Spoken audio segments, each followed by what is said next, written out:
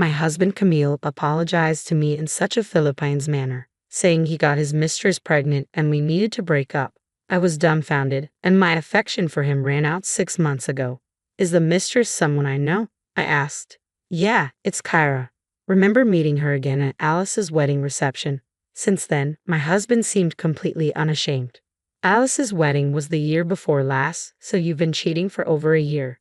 Alice was a college classmate, and Kyra was a junior 2 years behind me. She was in the same research group as Alice, and we played tennis together in college, so I remember her well. She was nicknamed Little Devil behind her back and was quite famous in a way. Huh. Oh, is that so? Time flies when we get older. My husband just laughed it off. What on earth was he thinking? I can't understand him at all. I'm Viola, 30 years old. I met my husband in the college tennis club despite him being 5 years older at 35. He often showed up as an alumnus who loved happy hours, had lots of friends, and was friendly with everyone. He took great care of freshmen and was kind, but I later realized it was limited to girls after we started dating. I cried many times due to his cheating habits back then, but I loved him and married him right after graduation. But once I started working, I got to know the real him, or rather, his useless side.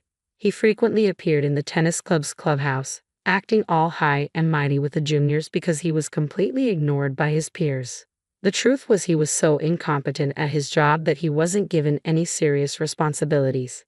Even now, there's no prospect of a raise or promotion. He's just a pretentious good-for-nothing who can't do his job or household chores. I tried various things to change him after we got married, but his refusal to change made me give up.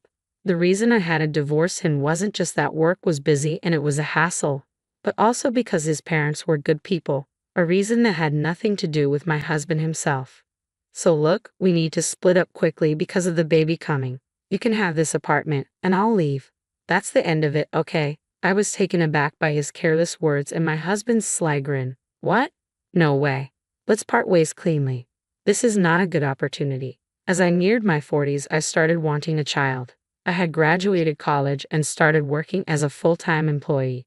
I found myself in a situation where I was earning more than my husband, and my company offered excellent parental and maternity leave benefits. I was ready to start a family, but despite our efforts, it just wasn't happening, and it broke my heart. The love I once felt for my husband had dwindled away, especially after discovering his affair and the news that he got the other woman pregnant. I was determined to cleanly and completely end the relationship.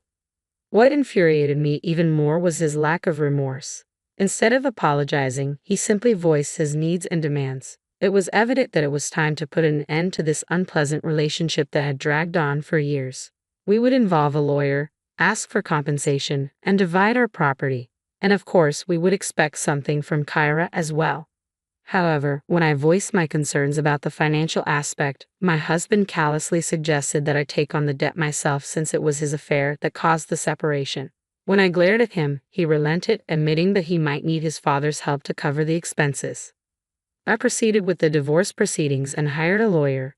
Despite multiple calls from my in-laws pleading with me to reconsider, I remained steadfast in my decision. Even my father-in-law broke down in tears, acknowledging that if I left, it would spell the end for him. My mother-in-law begged me to reconsider, expressing her love for me like her own daughter. But even they understood once I laid bare the truth about my husband's constant infidelity and laziness.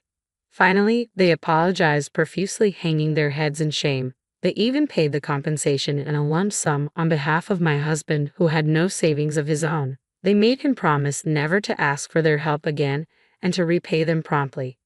I still can't fathom how such a careless and irresponsible man could come from parents as decent and responsible as his. I decided to retreat to my parents' house. The divorce proceedings, which I had anticipated as a hassle, wrapped up faster than I expected.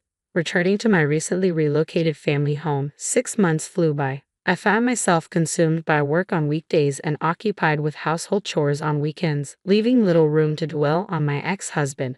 Then, out of the blue, my best friend Alice called, seething with anger from the moment she started speaking.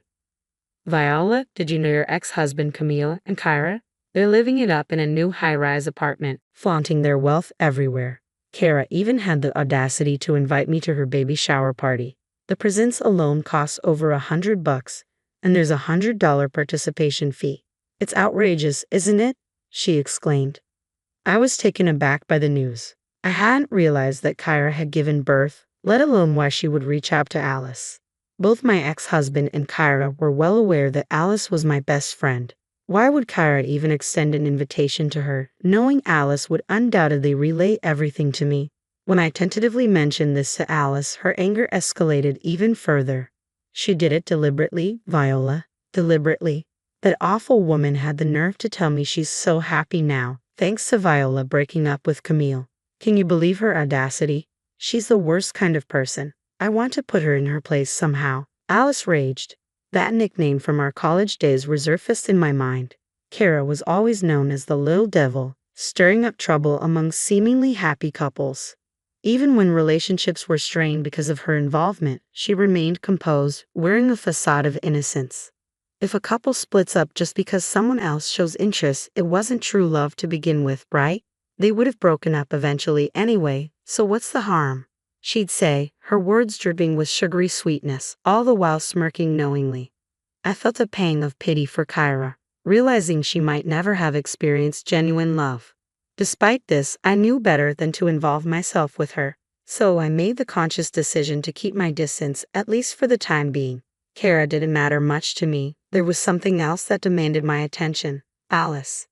There's only one newly constructed high-rise apartment building, right?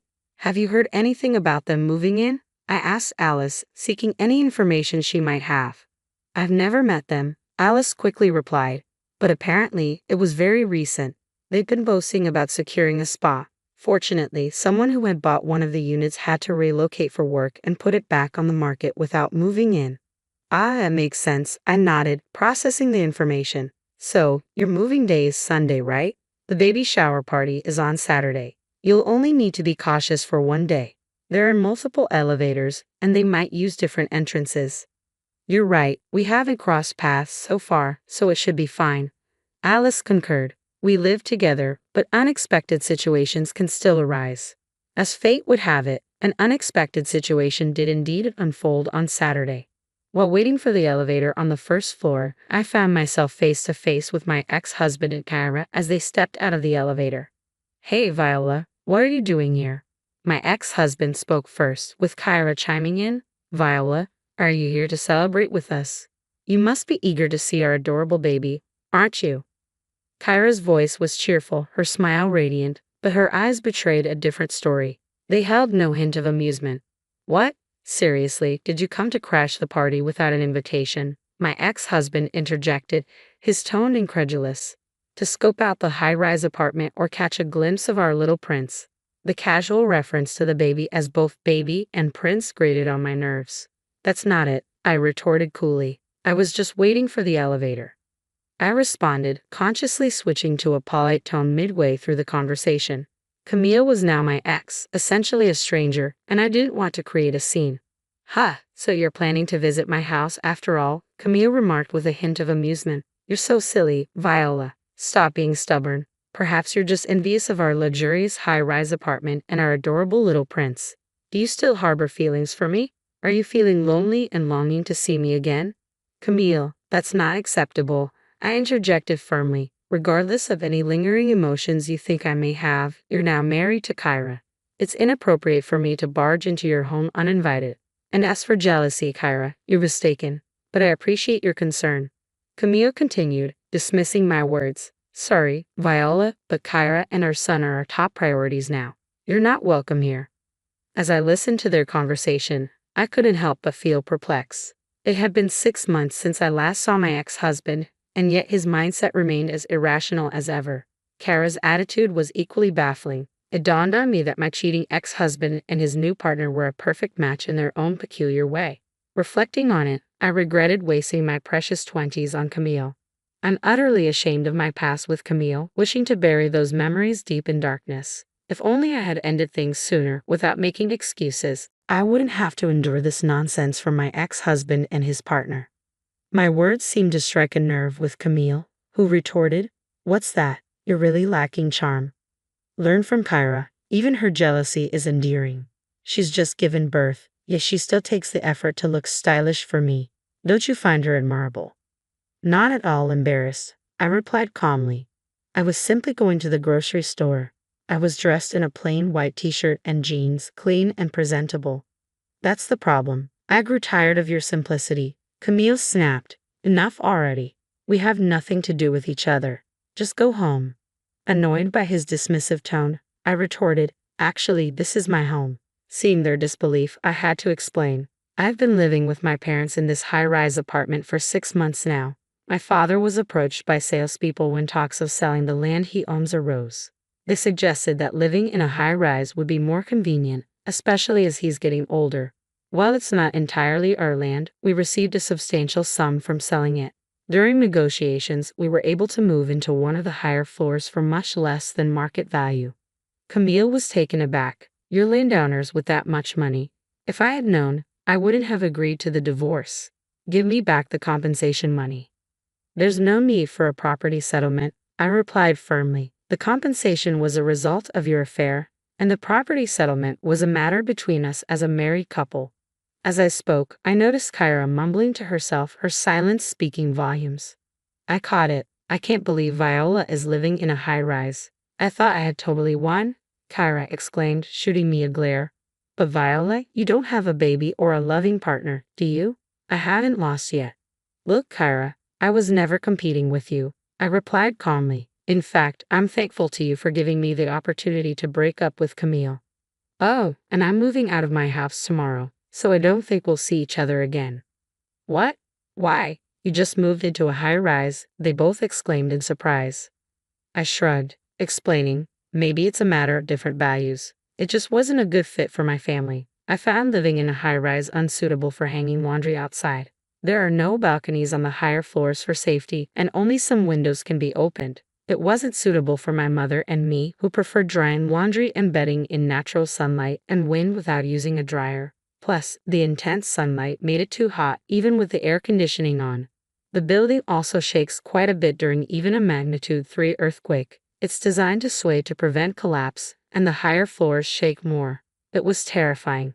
Most stressful of all was the daily elevator ride. It gets crowded during the morning commute, and it takes time since it stops on each floor. The advertised 3-minute walk from the station felt much longer in the elevator. We were too bothered by the drawbacks unique to high-rise living, so we decided to move to a regular house with a garden. After all, luckily, our apartment sold quickly at almost the same price we bought it for. As I finished explaining, both my ex-husband and Kyra grinned. Oh, so we'll never see each other again. So, a high-rise wasn't suitable for commoners like you. It's more suited for an elite celebrity family like mine, Kyra remarked sarcastically. I couldn't comprehend how he arrived at that conclusion, but one thing became abundantly clear. What I grew to despise and ultimately gave up on was that facet of you, pretentiousness without substance, an unwillingness to change or exert any effort. I reached my breaking point with you, but it's all right now. You're beyond repair, so goodbye, I repeated, echoing my ex-husband's own words back to him. Stepping into the just-arrived elevator, I glanced at Kyra, who was glaring at both my astonished ex-husband and me. Right before the doors closed, I added one final remark. By the way, are you sure the child is truly yours? My ex-husband looked utterly perplexed, prompting me to clarify. I mean exactly what I said, right, Kyra? You understand what I'm implying, don't you? As the doors closed, I didn't know what transpired next in reality. However, during our struggle to conceive, I underwent tests at the gynecologist, which revealed no issues on my end. I began to suspect the problem might lie with my husband, but he adamantly refused to get tested. Hence, I delivered the incendiary parting shot. Later, I heard from a mutual friend who attended Kyra's baby shower. Despite boasting about their high-rise lifestyle, my ex-husband and Kyra were residing on the 3rd floor. Additionally, despite their extravagant demands for gifts and participation fees, only cheap snacks from the grocery store were served. When a friend voiced a soft complaint, Kyra reportedly exploded, demanding gratitude for the chance to see her baby up close and insisting on payment. This sparked a heated argument between my ex-husband and Kyra, leaving their gathering in disarray. Thanks in part to my earlier cryptic remark, it was revealed that my ex-husband and Kyra had moved into a high-rise but were struggling financially, attempting to swindle money from their friends through fabricated reasons. Their deceit caused outrage among their friends, who promptly left. Meanwhile, my family and I settled into a single-family home with a garden, where I recently welcomed an adorable kitten.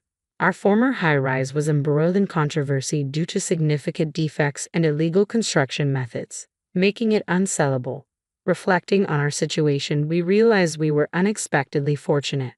Now, I find solace in my severed ties with my ex-husband and cherish the tranquility of my peaceful days. As I hang the laundry on a sunny afternoon, my kitten sometimes curls up on the clothes, its adorable sleeping face bringing me a sense of contentment. Today, like many others, was a good day.